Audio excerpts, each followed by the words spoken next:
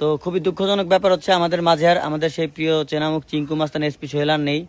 সে একটা মানে ঝামেলায় পড়ে তাকে পিটিয়ে হত্যা করা হয়েছে। তো দেখেন আসলে যে আমরা আমাদের টিমের সবাই আসছি, আমাদের শুটিং এ এসে এই অবস্থা হয়েছে।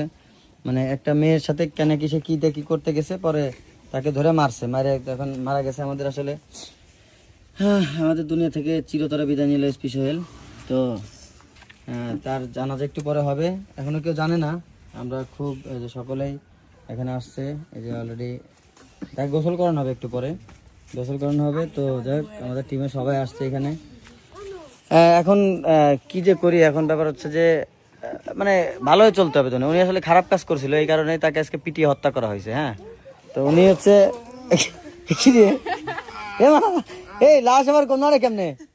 এই কে মারা নাই? এই ভাই আপনি মারা গেলেন, আপনার না যে ওই যে পিটাই পিটাই